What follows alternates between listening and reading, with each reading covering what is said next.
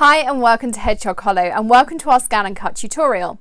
So I've told many of you that I bought one of the new ScanNCut 2s recently, and I wanted to explain to you a little bit about the reason behind my decision, because I understand that it's quite an investment. However, I buy lots of stamp sets like this lovely My Favourite Things, this is the unicorn one, and then you buy the coordinating dies.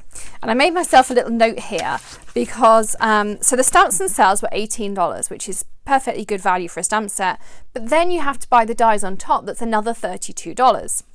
So I also had another set, which is something I've stamped out here, and I'm going to show you how to cut out.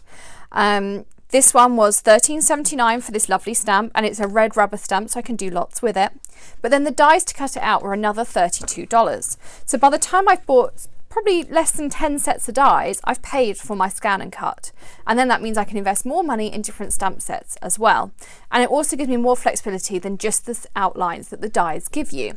Now, don't get me wrong, I still buy all my basics with my stitched outlines and things like that. But when I want to cut out a stamp set, not everything also has dies. This will do the job for me.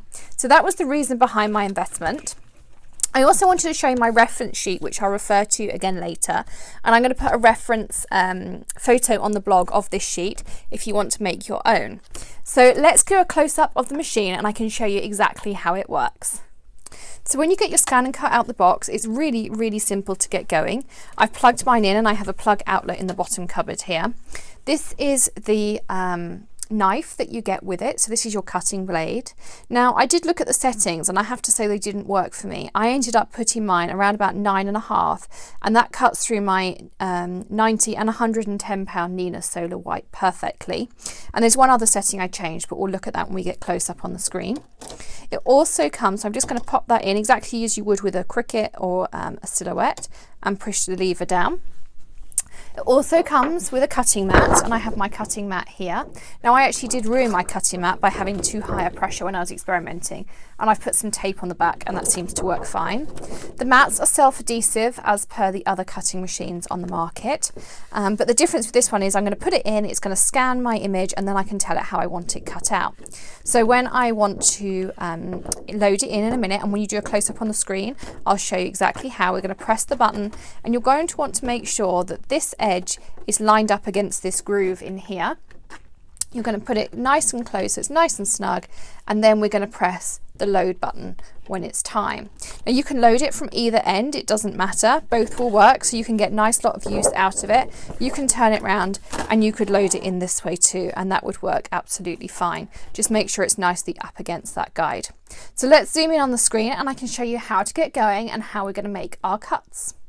So this is our ScanNCut here. So imagine I've just plugged it in, we've loaded in our blade. Now you're going to want to press the power button up here and it's going to load up, and it's going to show you a welcome screen that I'm also going to show you how to get rid of, because for me at least it becomes a little bit bothersome after a while. So it's going to load up. This is the welcome screen it's going to show you. And you can set up Wi-Fi to your computer if you buy the option with the Wi-Fi card. So you'll then have a studio to work in, like Silhouette Studio or something like that. I've decided I don't want to do that because this is purely going to be for cutting out my stamped images. So if you just touch the screen, it will tell you that the carriage and mat will now move. So keep your fingers away, and we're going to press OK. And this is going to give you your main screen. So the reason mine goes back is normally when it's in position, there are two little arms back here that give you a nice tilted screen. But for the purpose of it being able to be seen by my camera, I just need to tilt it forward. So we're going to go into our settings first of all. You can tell it whether you want millimeters or inches, and it comes with a stylus, or you can use the touch screen. Now, I'm just going to hold this forward with one hand so that it's got the right thing for the camera. Now, everything I kept the same except for cut pressure. I put it onto 1. That seems to give me, for Stampin' Up! Weight and the Nina Solar Whites, it really does need that extra pressure to give you a nice clean cut. You can tell it whether you want the auto shutdown and the buzzer. I've left everything else as standard, but what I do is on page 4 is I turn the opening screen off. So that just brings us straight to that home screen when you turn it on. There's things for updates in here, and whether you want to set up the Wi-Fi if you bought that option. Now first of all, we're going to work with scan. So let's go into scan, and we can direct cut, or we can scan to cut data. For now we're going to start with a direct cut. And you don't need to worry, this will just give you some tutorials if you need them, but I'm going to show you how I do mine. So I'm going to grab my mat, and I've pre-stamped out a unicorn from the My Favourite Things set, and we're going to stick that down. And now I'm going to feed this, and I haven't got a solid surface to press it down on like I normally would. I'm now going to press the mat load button, which means it's going to suck my mat in, and you can see it down here. So we're now going to press start stop, and what it's going to do is it's going to load my mat all the way in. I'm just going to scooch it forward just a little bit so it doesn't hit the cupboard at the back. As you can see, it doesn't want to stay in this forward position because that's not how it's designed to be. Now on my screen, I'm just going to do that so that the screen's not so wobbly. So you can see now, it can see my mat and it can see that I've got this unicorn on there. So we're going to press OK. And then we're going to drag our arrows. So you have these two things here, and I'm going to drag it up, and I'm going to drag this one across. And it's going to tell us it's processing. Now our next option is how much of an outline do we want cut around our unicorn? And this is why I made this reference sheet that I showed you earlier. So I did the same stamp, and you could do it, it does it in 0.04 inch intervals, or it will do it in millimeters depending on which one you're using. And this is just a black sheet of card that I've laminated with these on the top, and I made some labels underneath. As I say, I'll put a picture of my reference tool on the blog, and that's linked in the descriptions below. You may need to click a little arrow in this bottom right hand corner over here to get that description up. So this was a 0, this is the 0.04, 0.08, 0.12, 0.16 and 0.2. Now I don't think I'd ever really need to go beyond this, so that's as far as I went up, and if I did then I would just experiment after that. But these are ones that I'm probably going to use quite regularly, and I think the 0.04 and the 0.08 are the ones that I'm really going to want to use the most. So today we'll go for a 0.04. To do that, we're going to hit this circle with the arrows, and you're going to plus or minus your distance, and if you keep pressing it, you will see here outline of the unicorn. It's a little bit harder to see on my screen here because cameras don't like to pick up screens, but it shows you my unicorn getting bigger and bigger. So I'm going to go back down to my 0.04, as you can see here, and I'm going to hit OK. Again, you're going to hit OK again, and it'll ask you whether you want it to draw or you want it to cut, and we of course want it to cut. And then we can hit our start stop button. So it's now going to take it in, it's going to cut around my image with that 0.04 outline.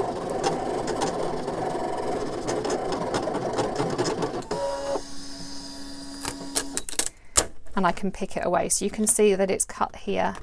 And I could unload my mat as well, so if you press this button again, which I'll do now, it would unload your mat, but I'm just going to put mine back in because we're going to want to use it again in a second. And here we have my finished unicorn with that 0.04 outline, so he's cut out perfectly. What else can we do? We could take a sheet like this, and here we have two unicorns and we have our very own fairy tale. So first of all, I'm going to stick this down. I'm going to go back to my home screen, and yes, I want to delete all my patterns. Again, I want to scan, and again, I want to direct cut. So I'm going to press start, so it's going to feed it in and see what's on my piece of cardstock.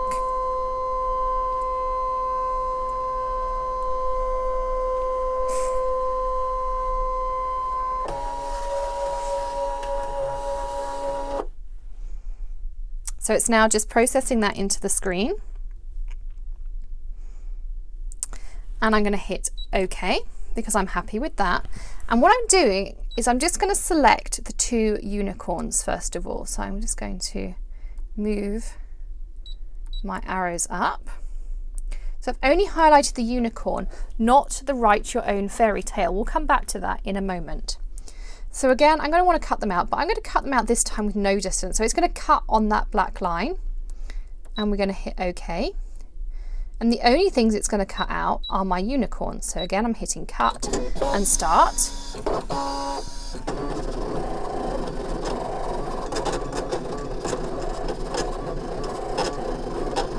So it's going to cut both those out. If you just highlighted one unicorn in your area, then you could cut one out on the lines and you could cut another out with your 0.04, 0.012, whatever you wanted to cut.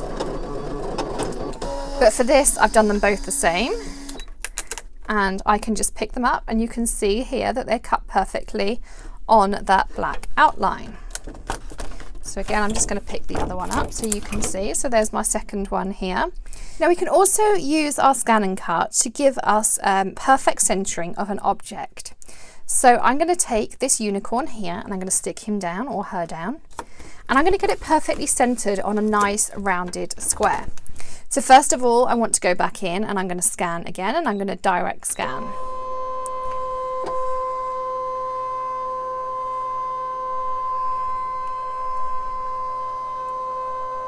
You can see it's a fairly quick process for it to suck it in and just check what's there. It'll process it and again it's going to show me this unicorn on my screen. So I'm going to tilt this forward to give you the best view. I'm going to hit OK. And again, I'm just going to drag it up to my unicorn piece of cardstock. Now this time instead, we're going to hit this basic shape button. And this will give us lots of options, circles and squares. And I'm going to go with a rounded square. And I'm going to hit OK. Now what it's showing me at the moment, if I zoom in here, and I'm going to zoom in until you can see it too. So I'm going to go to 400% and hopefully you'll be able to see this. So what I've got, and I think you can roughly see it, I'm just going to tilt this in here just for a second. So you can see I've got my unicorn and it's put a square snugly around the edge. Now what I can do is I can go back here and again I can hit this circle, and if I go outline distance and I go up to an outline distance of 0.28, that should give us a nice square for him to sit in. And if I zoom in again, just while I'm holding it here, I'm going to go across. And I'm hoping my phone is going to refocus. And I think you can see now my square is much bigger and I have my unicorn in the center here. So I have a bigger outline around him. So I'll put my camera back over here and I'll move. There we go. So that puts you back over there. So again, I'm going to just go back out of that and I'm going to hit OK. Again, I want it to cut. So let's bring that forward. So I'm going cut and we're going to press our start stop. So it's now taking in my image and it's going to cut that square with it perfectly centered. So again, I'm going to peel this off and I'm just going to, there we go. There's one little edge there that just needs a little bit of snipping. You can see here, I've just got a tiny bit, but I can snip that off. And he's now perfectly centered on my square. So that's another really great way. And something often when we die cut with basics, we do sometimes struggle to get our objects perfectly centered. That's another thing you can do with your ScanNCut. But what if you don't want to cut an outline? What if you want it to cut inside the lines? So I have another piece here stamped out. I'm just going to grab that. So this is the Stamplistic image that I showed you earlier. And this is what I got my ScanNCut to do. So I got it to cut out my pebbled piece. I got it to cut out my inner piece. And I also got it to cut my petals so that I could flick them up, I could pull them apart, I could layer them, I could do all sorts of fun things with them. How did I do that? Let me show you. So we're going to go back to our home screen and we're going to delete all of those patterns. First of all, we're going to put this down and we're going to hit scan, but this time we're going to scan to cut data and hit start. And I would advise you normally to have a flat surface to stick your item onto and then put it in the machine, which is what I would normally do. I'd have it on my desk. So now it's going to show me exactly the same screen again. And it's just recognizing, it's processing. Because it's trying to save it into its memory, this takes just a couple of seconds longer than when we're just direct cutting, because it's got to save that file name. And you can save these for use over and over again. It doesn't just have to be a one-time thing. And it's particularly useful if you use your MISTI, because you can just butt it up against here. And of course your MISTI is always going to stamp it in the same place. So you have a couple of options. You can get it to cut the outline exactly as we did before with this top button. You can get it to cut nested shapes using this button, or you can get it to cut every outline using this button. Now what I'm going to do is I'm going to close in on my item here. Ooh. There we go. And I have told it to cut all of my outlines. So I'm going to hit save.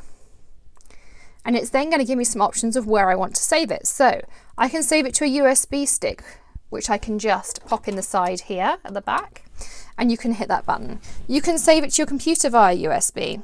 There would also be a saved computer via Wi-Fi if I had that enabled, but for this I'm just going to save it to my machine, and I hit save. So it's now in my machine's memory as M00002, and we're going to hit OK. So when we want to cut, we're going to go back to our home screen again. So you can either hit back or hit home, and we're going to go here into pattern. At the top here I have some buttons of test cut. I can cut some general basic shapes which are really useful, and there's some fonts and things in here too. You can have a play with those. But now I'm going into save data, and I'm going to hit save to my machine, and you can see that it's exactly the same image as I did on the first one, but I'm going to hit OK, and then now it shows me what it's going to cut. So if I tilt that forward enough, you can see there my image is up here, and I'm going to hit OK. I'm going to hit OK again, and I want it to cut. It will also redraw these images for you, not something I want to do or a use I need for it, but you can get a pen holder to go in there, but it will do it for you. Now this will take some time, and I'm going to stop it for a second because it's become loose from my mat because I didn't have that hard surface to put it on. So I'm just going to give it a good helping hand, and I'm going to start. I'm going to quit cutting. I'm going to put this back in the corner as I had it. And this is the great thing, because I'd lined it up in that corner, it will cut perfectly. And this is completely my fault for not having a flat surface. And I'm going to press cut again, and I'm going to press that start stop button. And I'm just going to pop my finger there just to make sure, and this time it's not moving, it's fine. So it's now going to go around, it's going to cut all of those edges, and then I'm going to end up with a piece like this. Now you can tell it how many layers you want. You could cut it multiple times and take different layers out depending what you wanted to do. And there's lots of things you can do with it. I'm going to just pause this because I wanted to talk to you. So that gives me the option to quit and start again, or I can just resume from where I was. So that's a little bit of an overview of the ScanNCut. I hope you've enjoyed today's post. Please hop over to the blog for some more information. I put a few of my favourite features in there, and also I put you some product links in there to the best value places you can get it. One thing worth mentioning is there is no stylus holder. I would like to get a clip to go on the side, but I can't find anywhere it's actually supposed to go. But there's a little tray behind this screen, and I just slot mine in there, and then I always know where it is. It fits perfectly. So that's it for today. Thanks for joining us. Please do subscribe to our channel, and if you enjoyed this, please give us a thumbs up so that it will be seen when people search for ScanNCut on YouTube. Thanks for joining us today, and happy stamping. Bye.